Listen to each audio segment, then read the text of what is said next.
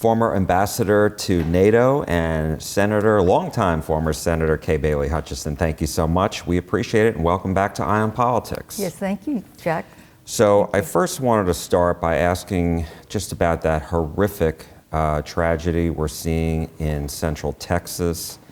And I'm wondering, what role could Congress play in trying to prevent something like this from happening again? You know, I think a lot is going to be researched and looked at to see if there could be any improvement in something like this happening. It looked like a tsunami. It was unbelievable, and I know all of us were riveted.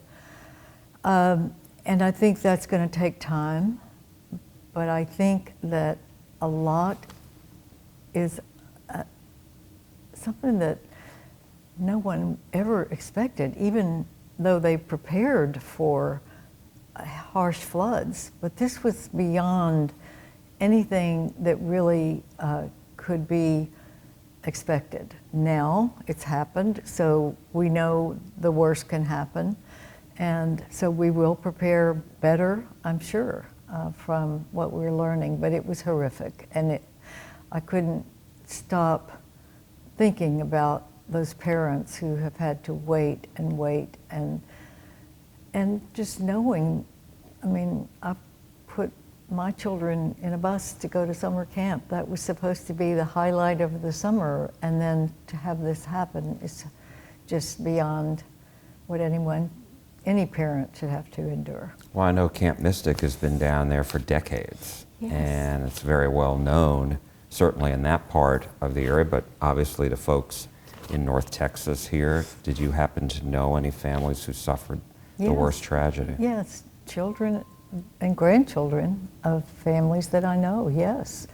And Mystic was one of the great camps, and generations of girls have gone there because their mother and even grandmother went.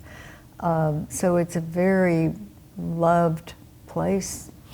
My children went to another camp nearby, not to Mystic, but Mystic was always so well regarded, and to think that something that affects so many people really throughout the country, but we have a lot of North Texas friends whose granddaughters, daughters attended, and some have been lost. Very sorry to hear that. And I mean, as a parent, you know, as you said, as far as putting the kids to camp, and you said your kids were down there, I mean, did the potential dangers of the river ever really come to mind? Well, mine went to Longhorn, and they loved the lake and being able to jump in and swim, and they swam laps to make sure that they were proficient in swimming. It's part of the great camp experience, but to have this kind of corridor that was so violent was not expected, and none of us would have expected something like that. And they weren't along the river, they are camp? Yes, they were like Inks Lake, yes. Okay. But the river had a different issue, of course, that rushing water. Right.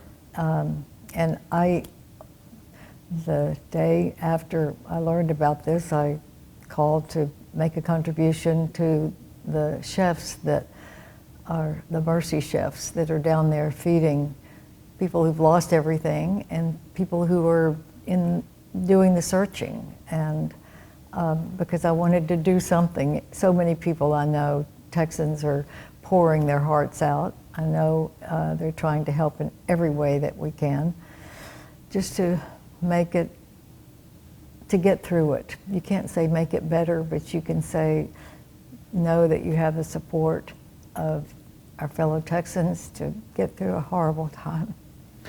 I had reached out to you initially to talk about foreign policy, because we've had a number of foreign policy issues, obviously.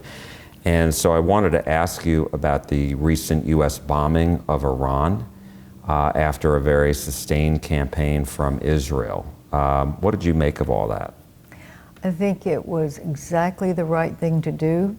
I think it was a plan that had been on the shelf for years. You could tell the research that had been done where our intelligence knew when there was a point at which we could not stand by. And I think it was well orchestrated and absolutely the right thing to do. And going forward, how does the U.S. try to ensure that Iran doesn't try to rebuild its nuclear weapon capability? Well, Jack, that's the key.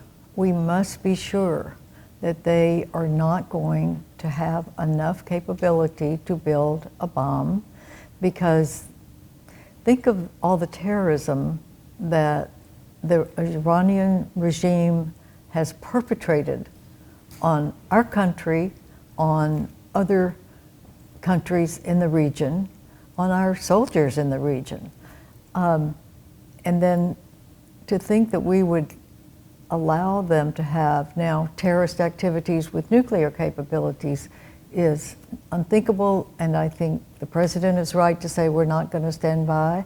I think we have done all of the right things, and I think we have to have assurances in order to be able to check and make sure that they're not enriching beyond what they need for their own domestic heat and air conditioning. But the amount of uranium that they were enriching was not for domestic use, way beyond domestic use. And we've got to make sure they don't have that capability. They're not trustworthy, and we're doing the right thing. We're allying with others in the region who are also supporting what we're doing. Israel, of course, but other Arab nations in the region are supporting what we're doing. And what difference will that make, do you think, going forward? Because, as to your point before, you have Hamas that they funded, Iran did. You have Hezbollah. You've got the Houthis who are still attacking.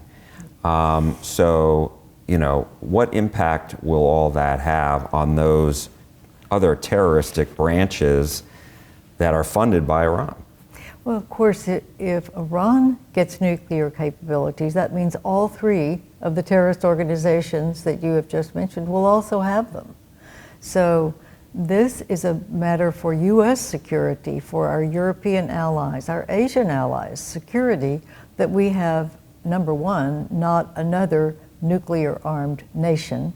We're trying to lower the number, certainly not adding one, and adding one with terrorist offshoots would be it'd be a stupid mistake, for one thing, but it would be unthinkable for the might that we have and the unique capability that America has, not to use it in alliance with those in the region and with our allies throughout the world. What did you make of the worldwide reaction to it? Were you pleased that it seemed to be no one supported Iran? Correct. I think the world attitude to the bombing was positive. The European allies were positive. This was in inter conversations, but they knew that we were the only capable force that could do this and do it decisively and well. But we're not finished. If they still have that capability and we don't have the ability to check on what they're doing, we still have yet to finish this job. More bombing. It depends on what they're doing. I mean, you don't have to try to put forward what else could happen, but if it's something that could be enriching more than is needed for domestic use, for heating and air conditioning, then we cannot allow that to happen with a terrorist nation that has proxies throughout the region and proxies that have attacked Americans, Europeans, and others around the world. So we can't do it. As a result of this, do you see other Arab nations who have been supportive of this because they felt threatened by Iran to now perhaps, make peace with Israel themselves and, for the future? Most certainly that is in the works. I think that the Abraham Accords were the first beginning of that. I think my personal view is that that horrific attack against Israel on October 7th was because we were getting very close to having Saudi Arabia plus other countries in the region signing on to the Abraham Accords, which would be a normalization with both Israel, but also trade opportunities, travel opportunities, a real normalization in that region that would be economically very important and good for all of them, but also all of us, to be able to have commerce and trade in the Middle East in a peaceful manner. And I think that was in the works. I think it is still in the works, and I'm very hopeful that there will be a normalization of the area, and also looking out for giving the Palestinian people a place to call home with a surrounding support of the Arab nations that would build a country for them until they have the leadership capabilities to rebuild themselves. I would look to the Arab countries that are in alliance with us to help the Palestinian people have an interim sort of government and rebuild their country so that they can start a new life as well in the region. And for that to happen, it's easier said than done, obviously, but do the Palestinians, do the leadership there, whoever it becomes, do they need to recognize Israel's right to exist? Well, I think every country in the region should recognize Israel's right to exist, yes. I think the interim government has to be very careful, and it has to be trustworthy people in the region that would help the Palestinians, the ones who have stood up for them for all this time. Certainly Saudi Arabia should take a lead, as well as Qatar, UAE, others, hopefully Egypt comes in with a positive note. And I'm also very hopeful that some of, for instance, Syria, with its new government, will have a chance. And I think we've opened the door for that in the president's last visit there. So I'm hoping that that too will be a part of a normalization in the Middle East. I want to ask you about NATO recently agreeing to pay 5% of GDP for defense, for its own defense. You obviously were the ambassador to NATO for the United States during the first Trump administration. And so I'm wondering, how big of a deal is that? And at the same time, isn't the US going to have to comply with that as well as being part of NATO? Because we're not there either, right? At 5% GDP. Well, that's correct. None of us are. We are closer, probably 3.5 is about where we are in arms and hard infrastructure. But I think 5% is very important. I think it is a huge success for America to ask Europe to stand up, and they're now agreeing to do that. I think the 3.5% is our interoperability, it's the hard assets, and then the 1.5% goes to other support for security. It could be infrastructure within each country where you have to have a corridor for heavy tanks to travel on highways. You have to build those highways to be stronger, more resilient for tanks, for instance, or heavy trucks. You have to have airports that can take any kind of aircraft, fighter or bomber, for us to be really secure. they're going to have to step up on the 1.5% as well. And then you have cyber and the other kinds of warfare that are new that also would be within that 1.5%, and then partly in the 3.5. So I think it's a very positive, productive course that we're on, and I think that it shows the resilience of NATO and once again the adaptability of NATO. We have lasted for 75 years by adapting to our common adversaries. And our Europeans now with Canada and North America have said we have common adversaries and we have to deter against any kind of encroachment of those common adversaries. Was this mainly done, did they agree to this? Because this is something that President Trump had tried to really push during the first term. You were there with those negotiations. And was this done because of the threat by Russia when you look at the war with Ukraine? It was done, we started when I was there, more countries came into the 2%. We doubled the amount that our allies were putting in the first term. And then in this term, I think you had the Russian invasion of Ukraine, and Russia is clearly an adversary, and what they're doing in Ukraine is adversarial and despicable. But also, we have now allied to deter against a menacing China. We hope that China will not be an adversary, but everyone has agreed that we're on the watch now. We're looking at their adversarial Belt and Road Initiative, the way they handled the COVID-19, not being transparent, not telling the world what had happened and causing so much of the economic loss in all of our countries.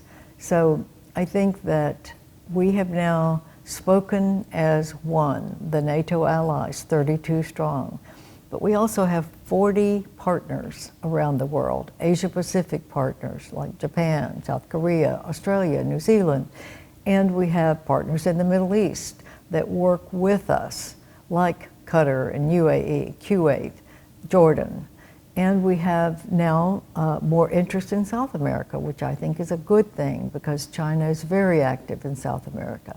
And I think the first thing that President Trump did through Marco Rubio, the Secretary of State, was to work to secure both ends of the Panama Canal, because China controlled both ends of the Panama Canal, which is missile range to America.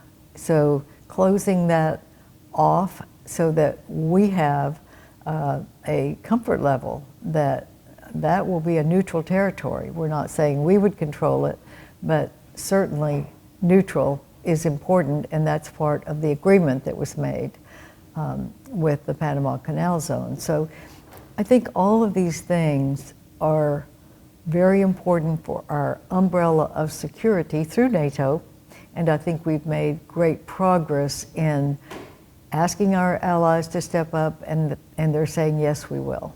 Just on the Panama Canal threat, how big of a threat really was it? Because I think a lot of people were surprised to hear this when it came up. And how big of a relief is it that, you know, there is this agreement in place to not allow China to really control both ends of the canal?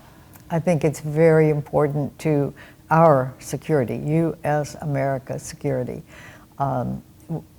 It was, in my personal opinion, it was our canal that we built. I wish that we hadn't turned it over to Panama, but in the agreement in which we did, it was back in the Carter administration, it did have a requirement for neutrality. So it is very important now that we see the other activities of China in South America, many of which are predatory lending, and that's where China has gained a lot of infrastructure, because sometimes a country can't pay back, and so China takes over the asset. And that's how they've gotten into some of the channels, the shipyards, the areas both in Europe and in South America. And I think it's important that we now have a buffer so that the Panama Canal will stay neutral, and we will have people to monitor and make sure that it stays that way, because it's very close, of course, to our borders. With regard to Russia and the war against Ukraine, the fact that there is no ceasefire just yet, although the president has tried to establish one, what does it say about Putin and Russia, and how will they end this, do you think? They have been much more hardcore than I think the president anticipated. I think he said right out that he's disappointed in Putin. We all are. But I hope Congress will pass the legislation that 82 senators have signed on to. And I'm with former members and members of Congress and the Senate, and the vast majority understand the importance of NATO, the importance of supporting Ukraine, knowing that both Russia and China are seeing what our approach is to supporting Ukraine, which is a sovereign nation that we gave a security agreement with when they gave up their nuclear weapons after the fall of the Soviet Union. So we owe them a lot. And I think Congress understands that in the main, and that how we respond to Russia's attacks on Ukraine are being watched very carefully by President Xi of China. And we need to act with I think, a stronger hand. And I think the bill that Senator Graham has in the Senate, which has 82 co-sponsors, should be passed and sent to the president. And it calls for secondary sanctions on any country that is helping Russia in their illegal attack on the sovereign nation of Ukraine. Shouldn't there be more sanctions against Russia? Yes, that's what this bill would authorize that we do. Russia itself as well. Oh, yes, Yeah. of course. Yeah. Yes, I was saying secondary sanctions because anyone who trades. We have sanctions with Russia right now on Russia, but they're not as effective because other countries are buying their oil and gas. And because they are fueling the economy, it's fueling the capability to hit and kill so many innocent civilians in Ukraine, and it's destroyed the infrastructure of the country. So the secondary, I think, I believe that the secondary sanctions will be something that will hurt the economy of Russia and therefore not allow them to have all of the help that they've been getting from China, India, and other countries that are continuing to buy the Russian oil. Right. If they're not getting money from the oil sales, then they don't have money to presumably keep, funding this war. Yes, I mean they're funding the drones and the missiles, and it's time that we said you're going to pay a price if you continue to do that. Also wanted to ask you about the tariffs, President Trump's tariffs. What do you make of this, as far as there's just been so much back and forth about this country, that country, are we having a tariff, or are we not having a tariff? And I'm wondering, what do you make of that? And as I've heard a lot of people say the tariffs against China are necessary because they steal intellectual property, have done that for a long time already. But on the other hand, I've also heard that the U.S. exports the goods don't have free access like other countries have with our country. Well, I think probably it was a good thing to start this process. Thinking that it would be quick probably was a little too optimistic, because tariffs are different for every country. It's what they export to us and what we export to them. So you have to take each country individually, and I think the effort to balance it so that it's fair on both sides is correct. I think expecting that it would happen quickly is probably not correct, because you just have so many things that have to be adjusted. For instance, I think the problems with the European Union are really tariffs in one sector, but it's also non-trade barriers of what they do to our big tech companies, where we have done so much of the creativity with our big tech companies, and they put an extra really barrier, I have to say. It's more than a tariff, it's a barrier into our big tech companies to do business in Europe. And those are the kinds of things that I think need to be addressed, probably in a comprehensive way. But it's not just tariffs, it is, and which we all want to be as fair as we can make it with every country, but it's also non-tariff barriers that box us out because we are the creative ones, and we have put the investment into the creativity. So yes, we have to earn that back and make the profit so that we can continue to lead the world in creativity.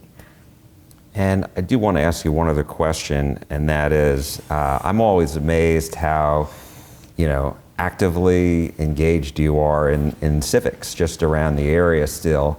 I recently saw you at a function the governor was at and members of Congress were at, paying tribute to one of the leading businessmen in North Texas, and that's Ross Perot Jr. Mm-hmm. Yes, and so, but everybody was, before the ceremony started, everybody was gravitating toward you, and so I was just, what do you make of that? That here you are, long after you have served the country in so many different ways, people still gravitating towards you, want to talk to you, see what you have to say. Well, that's very kind of you to say. I've stayed active, and I am active with my former colleagues in the Senate. I am on several boards, so I'm active in the arena, and I love Dallas, I love Texas, and I want to do everything I can to be important for our community. I love the convention center. I'm very honored by having the convention center named for me. And I am a big fan of the Dallas Wings, and I can't wait till they move to Dallas, to my convention center, to be their home court. I want to promote the city. We have a Mayor's Advisory Council for International Affairs that Jean Johnson Phillips heads, and she asked me to join, and it's every Dallasite who has served as an ambassador for the United States. So we have Republicans and Democrats that all want to help us with our international image, and I'm part of that. So every way that I can give back, I want to, because I want to make our city grow in the very best way. And we're growing, my goodness, we're getting so many pro-business people who want to create jobs and want their creativity to happen here.